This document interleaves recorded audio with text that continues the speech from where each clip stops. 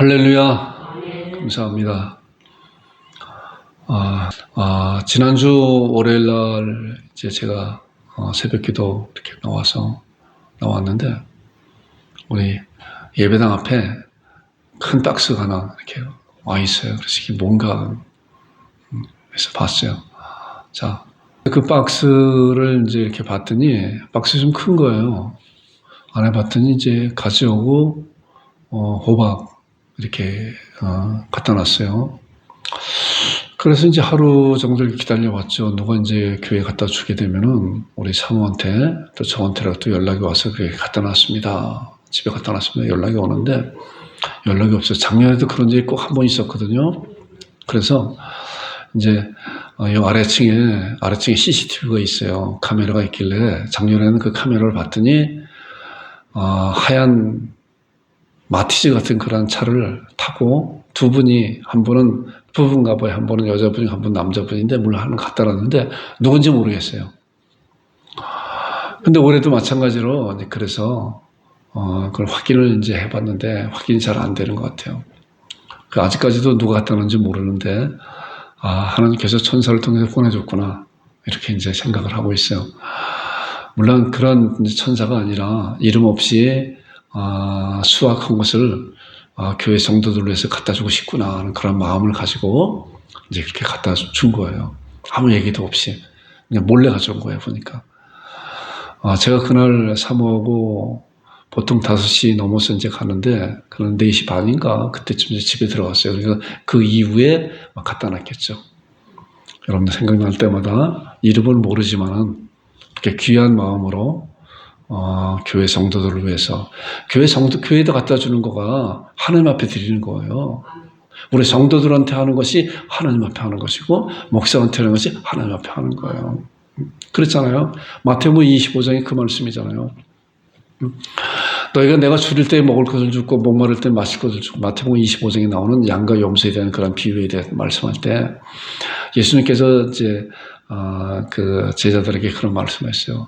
너희가 내가 줄일 때 먹을 것을 주었고, 목마를 때 마실 것을 주었고, 또 헐벗을 때 입힐 것을 주었고, 병들을 들었을 때 돌봐주었고, 그리고 옥에 갇혔을 때, 나그네 되었을 때 영접하고 있고, 옥에 갇혔을 때 와서 보았느니라. 그랬더니 이들이 그랬어요. 우리가 언제 주님한테 그랬습니까? 언제 그랬습니까? 그랬더니 예수님께서 아주 중요한 말씀을 하고 있어요. 그게 마태복음 25장 40절에 나오는 말씀이에요. 이 작은 소자에게 하는 것이 곧 내게 한 것이라는 거예요. 우리는 이런 신앙을 갖고 있어야 돼요. 정말 그런 거예요. 교회한테 하는 거가, 우리 성도들한테 하는 거가 누구한테 하는 거예요? 주님한테 하는 거예요.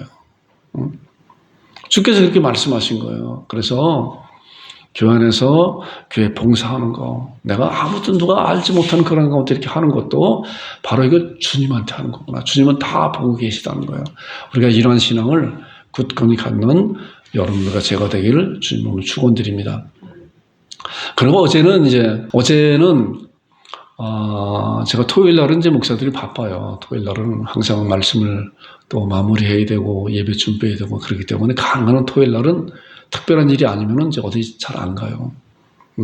물론 그 전에 이제 특별한 일이 있어서 하게 되면 토요일 날 할 일을 이제 금요일 날 이렇게 마무리하고 이제 이렇게 갈 수가 있죠. 근데 어제는 갑자기 장로님하고 이제 권사님 또 우리 집사님, 권사님 이렇게 두 가정이 갑자기 우리 교회에 오셔서 오늘 꼭 따야 된다 그래요. 뭐를 따야 되냐면 깻잎이에요, 깻잎. 그래서 이제 깻잎을 따라 이제 갔었어요. 세 가정이 이제 6명이 이제 갔었죠. 가서 깻잎이 얼마나 좋은지 몰라요. 얼마나 좋은지. 그래서 어제 따지 않았으면 가서 보니까 이제 꽃을 이렇게 피게 되면 깻잎을 못 딴대요. 꽃을 막 이렇게 피려고 막 이렇게 하는 것 같아서 어제밖에 시간이 없어서 그래서 말씀을 준비하다 잠깐 한 몇 시간 정도 이렇게 이제 갔다 왔는데 깻잎을 이제 사모가 어제 또 항아리에다 잘 이렇게 담아놨어요. 잘 담아놔서 우리 성도, 그래서 장로님한테도 감사하고 권사님한테도 감사하고 집사님 또 권사님도 감사하고 이제 그래요. 이제 그게 잘 이제 숙성이 되게 되면은 우리 점심 때 이제 함께 또 이렇게 드실 거예요. 그래서 그 깻잎 드실 때마다 이것도 장로님, 권사님을 통해서 이렇게 그 공개받는 거구나라고 생각하고 기도하면서 그렇게 하시기 바랍니다. 개척교회 이렇게 시작을 하면서 하다 보니까 알게 모르게 많은 분들이 또 이렇게 헌물로, 또 헌금으로, 기도로 이렇게 많이 이렇게 물심양면으로 기도하는 그런 분들이 또 있어요. 또 우리 권사님도 오늘 함께 또 이렇게 하셨지만 늘 뒤에서 기도해 주시고 또 많은 분들 또 우리 권사님의 손길을 통해서 우리 양목 참비교회에 기도하고 또 헌금으로 이렇게 하나님 앞에 드리는 그런 모습 볼 때 담임 목사로서 너무나도 감사하고 또 한편으로 너무나 죄송하고 하는 그런 생각이 그렇게 들어요. 모든 것 하나님 앞에 영광 돌립니다. 오늘은 이제 바울 설교 벌써 17번째입니다. 17번째. 심판에 대한 거, 심판. 우리가 바울 설교를 하면서 바울이 설교한 그런 1차, 2차, 3조 가운데 설교한 주 내용이 부활이라고 그랬잖아요. 부활. 예수 그리스도의 부활. 그래서 그런 복음을 증거하는 그런 가운데 사도 바울이 많은 이제 고난과 환난과 그런 역경을 겪었잖아요. 물론 사도 바울이 또한 이제 전도 선교 여행을 가는 가운데 아덴에서는 우상이 가득한 것을 보고 우상에 대한 것은 우상은 아무것도 아니다라고 하는 그런 설교를 또 그들에게 한 말씀을 보잖아요. 우리가 이제 17번째 이제 들어와서 벌써 오늘 24장에 이렇게 왔어요. 24장에 이제 심판에 대한 그런 말씀을 함께 나눌 것입니다. 자, 오늘 본문에 있는 말씀을 보니까 수일 후에 벨릭스가 그 안에 유대 여자 두르실라와 함께 와서 바울을 불러 그리스도 예수 믿는 도를 듣거늘 바울이 의와 절제와 장차오는 심판을 강론하니 벨릭스가 두려워하여 대답하되 지금은 가라. 내가 틈이 있으면 너를 부르리라 하고 동시에 또 바울에게서 돈을 받을까 바라는 거로 더 자주 불러 같이 이야기하더라. 이태가 지난 후 보르기오 베스터가 벨릭스의 소임을 이어받아 벨릭스가 유대인의 마음을 얻고자 하여 바울을 구려하여 두니라. 이게 이제 우리가 읽은 이런 본문의 말씀이에요. 자, 이 말씀까지 오기까지 이제 예루살렘의 그 과정을 잠깐 이렇게 말씀을 보아야 이 말씀이 어떤 상황 가운데서 이제 사도 바울이 벨릭스 총독에게 담대하게 의와 절제와 장차오는 심판에 대한 그런 말씀을 강하게 하였나 가지고 알 수가 있어요. 이 말씀을 중심으로 함께 심판에 대한 말씀을 나눌 것인데 우리가 성경을 통해서 하나님께서 약속해 놓으신 그런 약속된 말씀 앞으로 이루어질 그런 예언된 그런 말씀이에요. 그래서 우리가 이 말씀을 잘 듣고 앞으로 우리에게 일어날 그런 일에 대해서 우리도 이제 신앙으로 잘 준비하는 여러분들과 제가 되기를 주님으로 축원드립니다. 자, 사도행전 20장에 보게 되면은 이제 바울의 사명이 이렇게 나오고 있습니다. 바울의 사명. 자, 사도행전 20장이 이제 예루살렘을 가는 그런 과정 가운데 이제 사도 바울은 이미 하나님께서 성령님을 통해서 예루살렘을 거쳐서 가이사랴를 거쳐서 로마까지 네가 갈 거다라고 하는 그런 말씀이에요. 그런데 가는 과정 가운데서 오직 성령이 각 성에서 내게 증언하여 결박과 환난이 나를 기다린다 하시나 내가 달려갈 길과 주 예수께 받은 사명 곧 하나님의 은혜의 복음을 증언하는 일을 마치려 하면은 나의 생명조차 조금 더 귀한 것으로 여기지 아니하노라라고 말씀했어요. 이게 이제 사도 바울의 그런 사명이고 사도 바울은 이런 신앙을 처음에 가졌던 그런 신앙을 끝까지 자기 생명이 순교하는 그날까지 갖고 갔던 것을 이렇게 보게 돼요. 그렇기 때문에 이미 성령께서 각성에서 내게 증언하여 결박과 환난이 너를 기다릴 거다 이미 알고 있었어요. 알고 있기 때문에 이제 사도 바울은 정말 기름을 들고 불 가운데 뛰어드는 그런 심정으로 이제 복음을 증언하러 갔잖아요. 그런데 그 복음을 증언하러 간 그 중요한 신앙이 뭐예요? 자기가 이제 회심하기 이전에는 어땠어요? 부활하신 예수님을 믿는 그런 믿는 자들을 잡으러 쫓아다녔잖아요. 그런데 그 부활하신 예수님을 만나고 난 다음에 자기가 잘못한 것을 알고 그리고 자기와 똑같은 처지에 있는 그런 많은 사람들에게 이제 예수 그리스도의 부활하신 그런 놀라운 그 은혜를 구속의 은혜를 증거하건 다니는 그런 정말 그들이 이야기하는 복음의 선구자가 되었던 거예요. 복음의 선구자가. 자, 그러고 난 다음에 이제 사도 바울이 예루살렘에 들어갔잖아요. 예루살렘에 들어가 봤더니 어땠어요? 환난과 결박과 핍박과 죽음이 도사리고 있었잖아요. 유대에서 우리는 이제 이미 그 말씀을 이미 다 이제 말씀을 같이 은혜를 나눴던 말씀인데 이제 함께 이제 그런 말씀 잠깐 보는 거예요.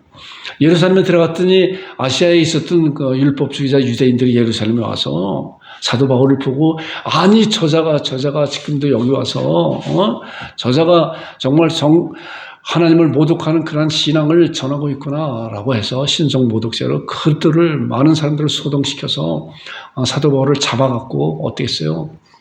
신성 모독죄로 돌로 쳐 죽이려고 잡고 때리고 잡고 그런 거예요. 그런 가운데 이제 천부장에게 예루살렘에 소동되는 그런 소식을 듣고 천부장이 군사를 파견해서 사도 바울을 구출하게 되잖아요. 그런 무리에게서.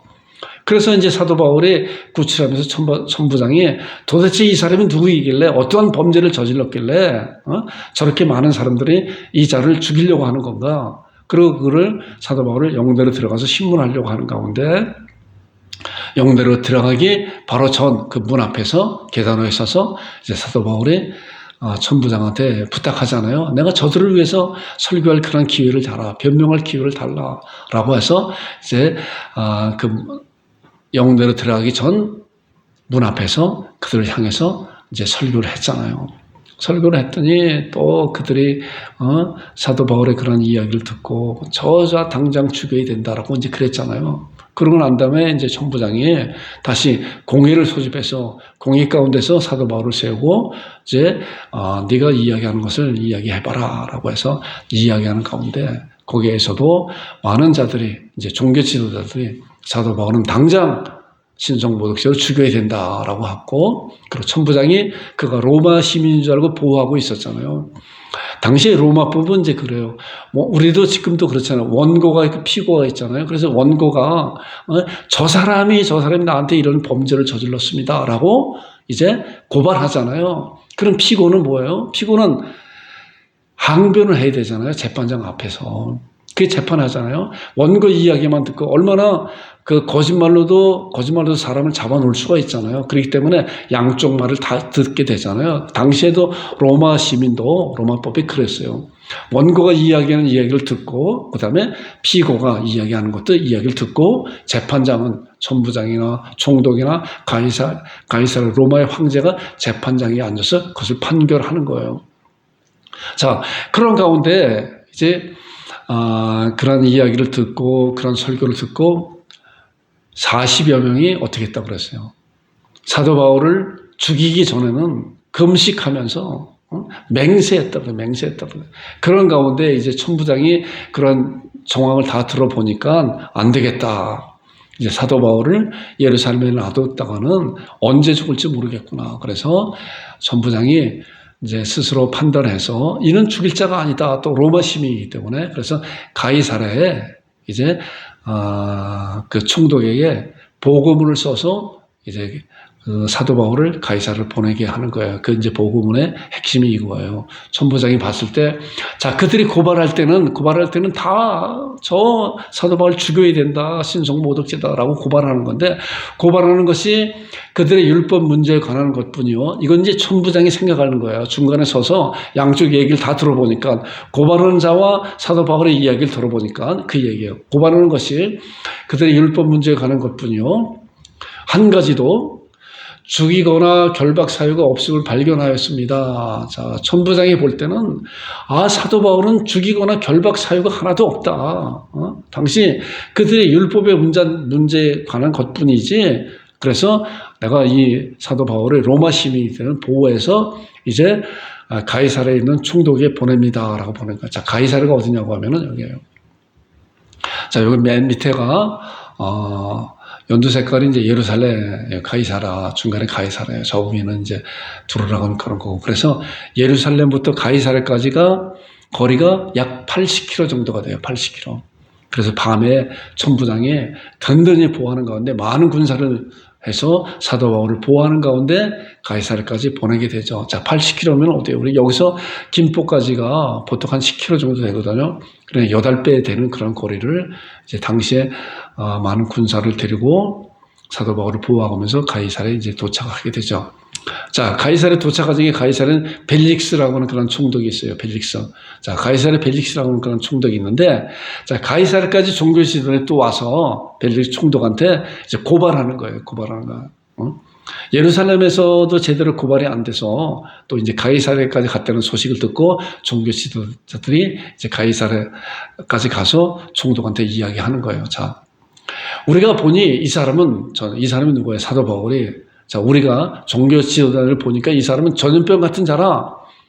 천하에 흩어진 유대인을 다 소유하게 하는 자요. 나사렛 이단의 우두머리라. 자, 종교 지도자를 대제사장이나 장로들이나 또 그런 지도자들의 공의원들이 그들이 이제 가이사랴까지 와갖고 총독 벨릭스에게 이 자가 나사렛 이단의 우두머리라 다 소유케 하는 그런 자라. 철을 흩어진 유대인들을 전염병 같은 자라 이렇게 고발하는 거예요. 자, 그런 고발하는 가운데 이제 종교 지도자들이 그걸 고발하면서 당신이 친히 그를 신문하시면 우리가 고발하는 이 모든 일을 아실 수 있나이다 하니 유대인들 이에 참가하여 이 말이 옳다 주장하니라 그랬어요.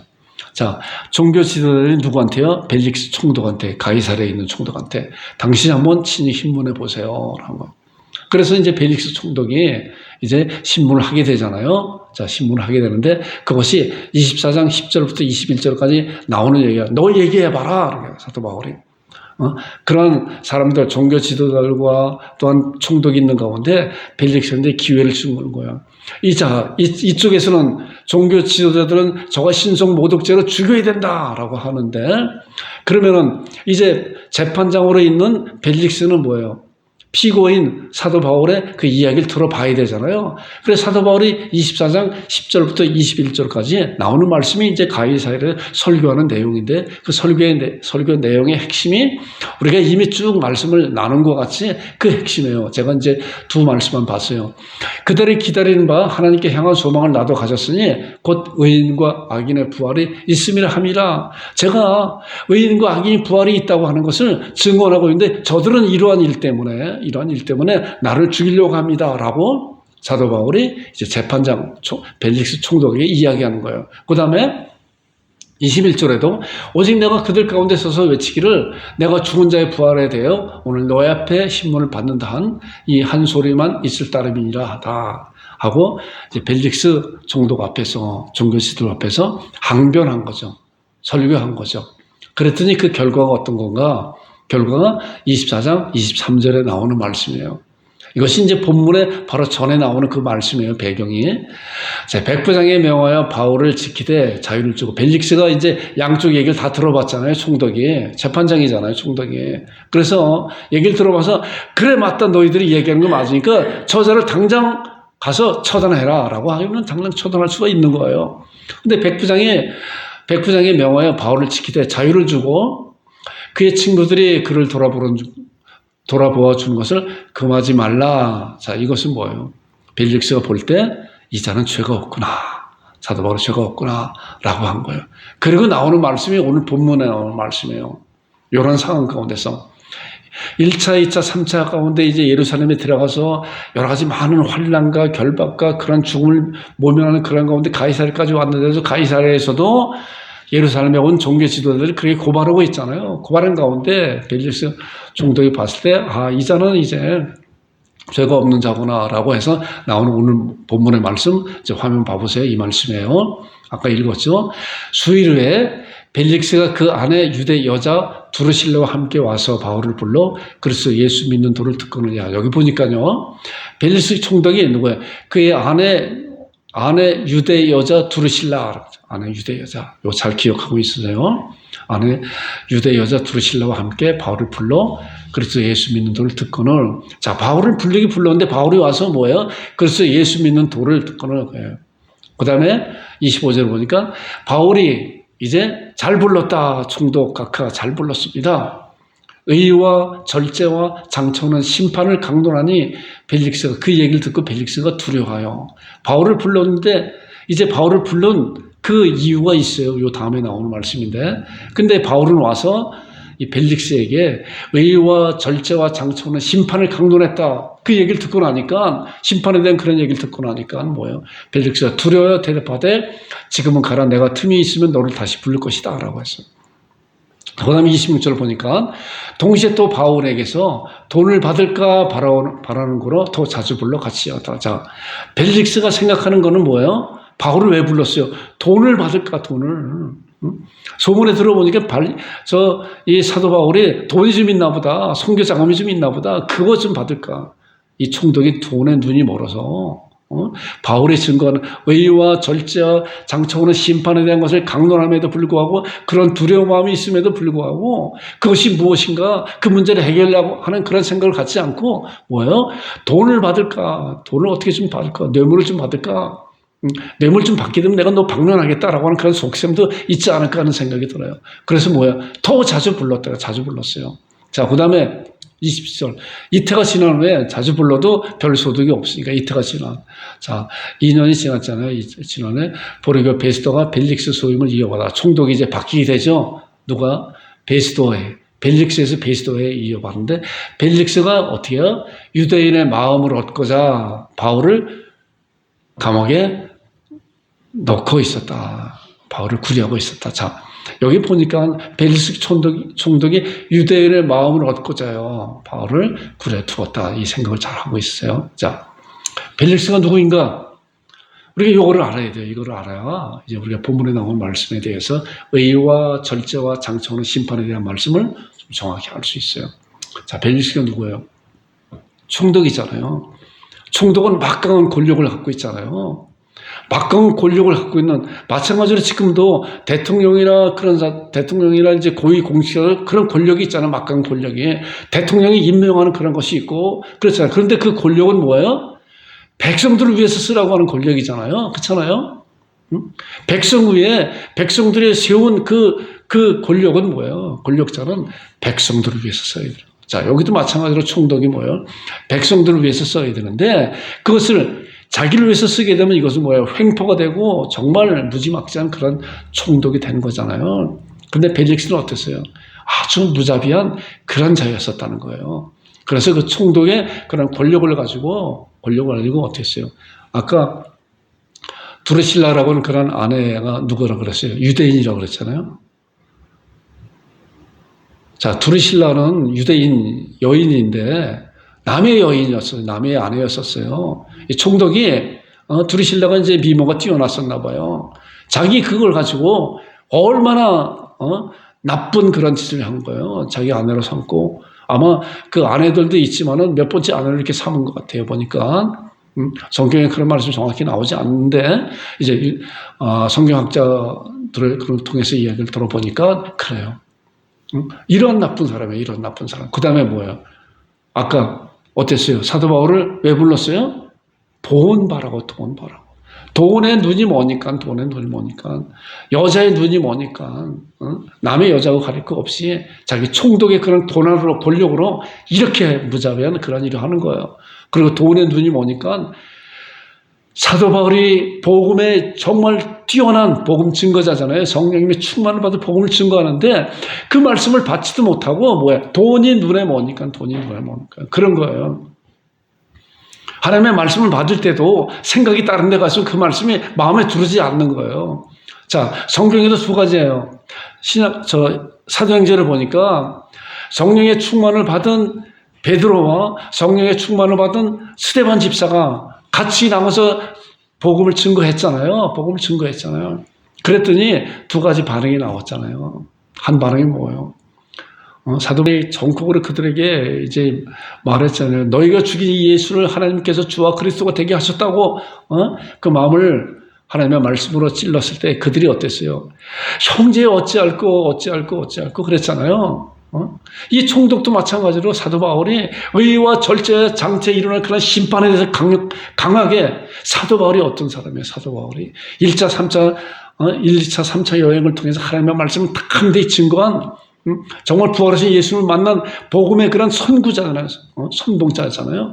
그 말씀을 듣고도 이 총독은 돈의 눈이 뭐니까 그 말씀이 귀밖에 들리는 거예요.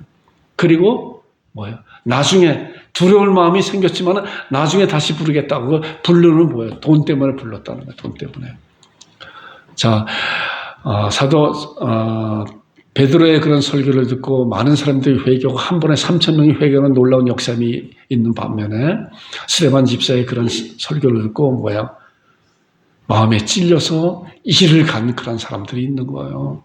하나님의 말씀을 받을 때 우리는 이 말씀에 하나님의 말씀을 아멘으로 잘 받고 그 말씀을 우리 마음 가운데서 30배, 60배, 100배의 풍성한 열매를 맺을 수 있도록 말씀에 순종하는 여러분들과 제가 되기를 주님으로 축원드립니다. 자, 그리고 이제 2년이라고 하는 그런 시간. 자, 2년. 유대인의 그런 마음을 사기 위해서 뭐예요? 보니까 총독의 그런 고난이 있음에도 불구하고, 그냥 우유부단하게 기회주의자예요, 기회주의. 벨릭스가 이런 자예요. 사도 바울은 벨릭스가 사도 바울을 불렀을 때 이런 자라는 것을 알았잖아요. 그리고 성령에 충만하니까 이 자가 어떠한 자인가 알았어요. 그래서 이제 사도 바울이 23장 25절에 그에게 그를 만날 때 그가 불렀을 때 잘됐다. 바울이 외의와 절제와 장차오는 심판을 강론하니 벨릭스가 두려워하여 대답하되 지금은 가라. 내가 틈이 있으면 너를 부르자. 지금은 가는 게 아니라 그게 어떤 것인가 내가 그 믿음을 갖고 싶다라고 해야 되는데 뭐야 지금 가라. 무슨 생각 때문에? 돈 생각 때문에 그런 거 아니에요. 사도 바울의 의와 절제와 당신이 행하고 있는 그런 포악한 그런 일은 그런 일을 하나님 앞에 회개하고 예수 그리스도로 말미암아 구속받은 그런 놀라운 은혜를 믿음으로 하나님 앞에 의로운 자가 되고 그리고 이제 장차 오는 그런 심판이 어떠한 것인가 알아야 되는 것이다. 라고 그에게 하나님의 말씀을 강론하였잖아요. 자, 강론. 자, 심판을 강론했어요. 이제 사도 바울이 누구한테요? 벨릭스 총독한테. 강론이라고 하는 하나님의 말씀을 자세히 정말 풀어서 말씀을 드렸다는 거예요. 그런데 이제 사도 바울이 벨릭스에게 말한 의와 절제와 장차올 심판을 강론했다고 하는 그런 말씀에 대한 내용이 사실은 없어요. 단어적인 그런 말씀이 있지. 그런데 이미 사도 바울이 복음을 증거하는 그런 가운데 많은 말씀을 했기 때문에 이 목사가 그런 생각을 하면서 정말 심판을 강론하는 그것이 무엇인가에 대한 것을 한번 생각을 해봤어요. 자, 말씀을 잘 봐보세요. 제가 가능한 말씀을 화면에 띄우는 것을 여러분들 그거 잘 생각을 해야 돼요. 목사가 말로 할 수 있어요. 그런데 말은 받고 그냥 지나가요. 금방 또 잊어버릴 수 있어요. 그런데 우리가 눈으로 볼 때 그 말씀에 대해서 좀 더 알 수 있잖아요. 우리가 영화의 줄거리를 그냥 이렇게 남한테 듣는 거와 내가 영화관에 가서 직접 영화 보는 거와 달라요. 그래서 우리가 시각적으로도 말씀을 이렇게 보면서 그 말씀, 내 말씀을 받겠습니다. 잘 믿음으로 하나님을 기도하면서 받는 여러분들과 제가 되기를 주님으로 축원드립니다. 자, 불신자들의 죄가 어떤 것인가? 자, 가장 큰 죄가 어떤 것을 아세요? 가장 큰 죄가 남을 10명, 100명, 1000명 죽인 그 죄보다 더 큰 죄가 있어요. 이 죄는 사함을 받지 못하는 죄예요. 그게 히브리서 10장 28, 29절에 나오는 그 말씀이에요. 성령을 회방하는 데는 사함을 받지 못하는 거예요. 자, 이 말씀을 보세요. 자, 하물며 하나님의 아들을 짓밟고 자기를 거룩하게 하는 언약의 피를 부정한 것으로 여기고 은혜의 성령을 욕되게 하는 자가 당연히 받을 형벌이 얼마나 더 무겁겠느냐. 당연히 받아야. 자, 이 말씀을 보니까 하나님의 아들을 짓밟고 자기를 거룩하게 하는 언약의 피, 예수 그리스도의 십자가에서 흘려놓으신 놀라운 구속의 그 은혜의 피를 부정한 것으로 여기고 내가 믿지 않겠다라고 하면 부정한 것을 여기는 거예요. 그리고 성령님께서 그런 사실을 깨닫기 위해서 말씀을 선포하는 그런 가운데 성령을 회방하고 욕되게 하고 하는 거예요. 이것이 다 하나의 그러한 묶음이나 마찬가지잖아. 하나님의 아들을 짓밟고 예수님께서 이 세상에 독생자로 오셨고 자기를 위해서 독생자로 오셨음에도 그리고 예수님께서 자기를 위해서 십자가상에 돌아가신 그 놀라운 그 사실 언약의 피, 구속의 피 흘림 없으면 삶이 없다라고 하는 그런 말씀까지 피를 완전히 다 흘려주셨다는 누구 때문에? 나 때문에, 여러분 때문에, 그들 때문에, 벨릭스 총독 때문에 했음에도 불구하고 뭐예요? 그걸 받지 않는 것은 이거는 사함을 받을 수가 없어요. 이런 것은 이것이 성령 회방죄라는 거예요. 이것이. 그래서 이러한 자는 당연히 받을 형벌이 얼마나 더 무겁겠느냐.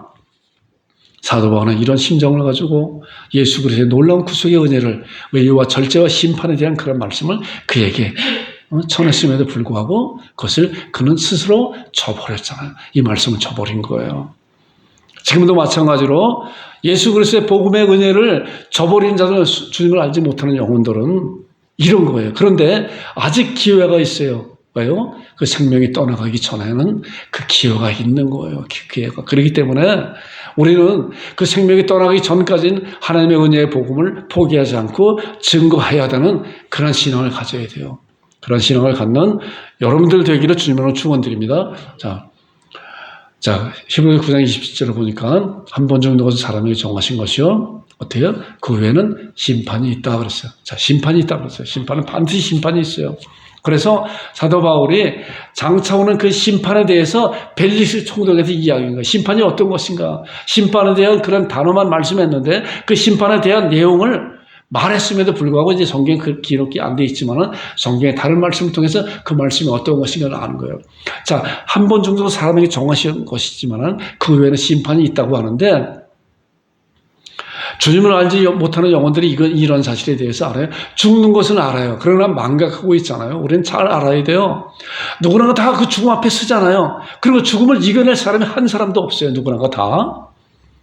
그런데 그 죽음 후에 일어날 일이 무엇인가에 대한 것은 우리가 성경을 통해서 우리가 잘 신앙하고 있어야 되는 거예요. 그렇기 때문에 사도 바울이 벨릭스에게도 심판에 대한 강론을 한 것이 바로 이러한 내용이라는 거예요. 자, 사람이 죽으면 어떻게 돼요? 자, 보세요.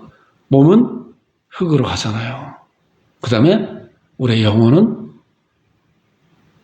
보세요. 믿는 자는 전국에 가고 믿지 않는 자는 지옥에 가는 거예요. 우리 생명이 떠나는 그 순간에 우리의 몸은 흙으로 돌아가잖아요. 흙으로 돌아가요. 그러나 그 흙으로 돌아가도 그 성분이 그대로 있잖아요. 화장을 하든 뭐 하든 간에. 그러나 우리의 영혼은 죽는 것이 아니기 때문에. 그래서 몸은 흙으로 돌아가는 잠잔다고 그러잖아요. 영혼은 천국과 지옥으로 가요. 자, 말씀 보겠습니다. 자, 육신 땅에 가는데 하나님께서 이제 천지를 창조하시고 아담과 하와를 어떻게 했어요? 흙으로 빚었잖아요.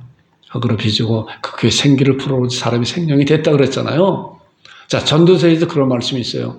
자, 전도서 3장 20절에 보니까 다 흙으로 말미암았으므로 우리가 흙으로 말미암았잖아요. 얼마나 정확한 말씀이에요. 하나님께서 이미 성경을 말씀해뒀기 때문에. 그래서 믿지 않는 자들 사람이 죽으면 흙으로 돌아간다 그러잖아요.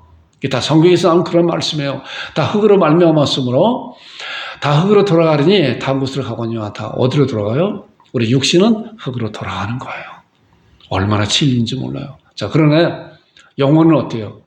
영혼은 아까 보니까 영혼은 신자들은 예수를 믿는 자들은 어땠어요? 천국 간다 그랬잖아요. 예수를 믿지 않는 자들은 지옥 간다 그랬잖아요. 성경을 보니까 예수를 믿는 자들은 누가복음 16장에 이제 부자와 나사렛에 대한 그런 비유적인 말씀인데 이제 보세요. 그 거지가 죽어 천사들에게 받들려 아브라함의 품에 들어가고, 자, 거지도 죽었어요. 그래서 그 몸은 흙으로 돌아갔지만 그 영혼은 아브라함의 품이라 그랬어요. 천국을 또 아브라함 품이라고 말씀하고 있어요. 또 다른 말씀 보니까 누가복음 23장 43절에 보면은 이 말씀이에요. 예수께서 이르시되, 이게 이제 예수님께서 십자가에 달리실 때 좌편강도 우편강도에 대한 말씀이잖아요. 그래서 우편강도가 나를 기억해 달라고 하셨을 때 예수님께서 내가 진실로 내게 이르노니 오늘 내가 나와 함께 낙원에 있으리라, 천국에 있으리라 라고 말씀해 준 거예요. 그런데 불신자의 영혼은 어디로 가는 건가 보세요. 요한 16장 22절에 그가 음부의 고통 중에서 눈을 들어 멀리 아브라함과 그의 품인 나사를 보고 어디요? 지옥 가운데서 고통 중에 있다는 거예요. 자, 그러니까 여기까지 보니까 그 육신은 땅으로 갔고 그 영혼은 어떻게 해요? 갈라졌잖아요. 천국에 가고 불신자들은 음부의 고통 중에 있다고 말씀하고 있잖아요. 자, 그런데 요한복음 5장에 나오는 말씀이 이제 주님께서 앞으로 이 세상에 다시 오신다 그랬잖아요. 우리의 육신과 우리의 영혼이 다시 믿는 자들, 믿지 않는 자들은 결합되는, 죽음이 없는, 질병이 없는 그런 몸으로 부활한다 그랬잖아요. 앞으로 일어날 그런 일에 대해서 이제 사도 바울도 벨릭스에게 아마 이런 이야기도 했을 것이다 라고 이렇게 생각이 들어져요. 자, 이를 놀랍게 여기지 말라. 무덤 속에 있는 자가 다 그의 음성을 들을 때가 오나니. 자, 누구의 음성으로요? 예수님의 음성을. 주께서 호령과 천사장의 소리와 하나님의 나팔로 친히 하늘로부터 쫓아 강림하실 것이다 라고는 예수님의 재림에 대한 말씀이잖아요. 그때 무덤 속에 있는 자, 지금 다 무덤 속에 있잖아요. 땅 속에 있고 어느 동물에 잡혀 먹었어도 다 그렇게 있잖아요. 다 그의 음성을 들을 때가 오나니 곧 이때라. 선한 일을 행한 자는 생명의 부활로, 악한 일을 행한 자는 심판의 부활로 나오리라. 자, 선한 일을, 예수님을 믿는 자들도 또 예수님을 믿지 않는 자들도 다 부활의 몸으로 나오게 되잖아요. 나오게 돼요. 그래서 보니까 악한 일을 행한 자는 심판의 부활로 나올 것이다 라고 이렇게 말씀하고 있어요. 앞으로 일어난 일에 대해서 우리가 사도 바울도 벨릭스에게 이렇게 정확하게 말씀을 했을 것이다 라고 이렇게 생각이 들어져요. 자, 심판의 현장 가보겠어요. 자, 이제 그런 몸들이 어떻게 심판을 받을 것인가? 이제 부활한 몸. 자, 부활한 몸은 다시 이제 죽음이 없다 그랬잖아요. 그 몸은 이제 이런 거예요. 또 내가 보니 죽은 자들이 다 큰 자나 작은 자나 그 보좌 앞에 서 있는데 책들이 펴 있고 또 다른 책이 펴졌으니 곧 생명책이라. 죽은 자들의 자기 행위를 따라 책들에 기록된 심판을 받으니. 자, 죽은 자들의 자기 행위에 따라. 자, 다른 말씀에도 다 자기 행위에 따라 심판을 받는다고 하는 그런 말씀이 많은데 대표적으로 요한계시록 20장에 백보자 심판이라고 그러죠. 그 보좌 앞에 서 있는데, 자, 생명책이라. 죽은 자들의 자기 행위대로 다른 책에 기록된 대로 다 심판을 받는다라고 말씀하고 있고, 그 다음에 그 결과가 어떤 것인가? 바다가 그 가운데서 죽은 자들을 내주고 또 사망과 엄부도 그 가운데서 죽은 자들을 내주매 각 사람이 자기 행위대로 심판을 받고 사망과 엄부도 불못에 던져진 이것이 둘째 사망 곧 불못이라. 자, 지옥이 어떤 곳이라고 왔어요? 영원한 불못이. 누구든지 생명책에 기록되지 못한 자는 불못에 던져지리라. 자, 생명책에 기록되었다고 하는 것은 뭐예요? 예수 그리스도 나의 주님으로 모신 하나님의 자녀들은 생명책에 기록되어 있어요. 그런데 생명책에 기록되지 못하고 다른 책에 기록된 자들은 뭐예요? 예수님께서 재림하실 때 부활한 몸으로, 영원 죽지 않는 그런 몸으로 영원한 불못에 던져지는 그러한 비참보다도 정말 영원한 그런 곳에 가는 그런 자들이라는 거예요. 이런 자들을, 이러한 심판에 대한 강론을 사도 바울이 이제 벨릭스 총독에게 하지 않았나라고 생각이 돼서 이 말씀을 한번 찾아보면서 함께 은혜를 나눈 것이에요. 자, 적용해요. 결론. 과연 우리들은 이제 이런 사실을 우리가 알고 예수님을 나의 주님으로 이제 영접했잖아요. 모셨잖아요. 그래서 예수님의 그런 죽음과 부활을 통해서 나의 죄가 예수 십자가상에서 죽고 그 다음에 예수님의 부활하심으로 말미암아 내가 하나님 앞에 의롭다 칭함을 받은 자이잖아요. 그리고 이 세상에 이제 우리가 주님이 오시는 그날에 또 주께서 부르시는 그날까지 이 세상에서 믿음으로 살아가고 있는 가운데 우리가 지금 살고 있잖아요. 과연 우리는 그래서 우리는 이러한 말씀을 통해서 정말 어떠한 사람이 되어야 되는 것인가?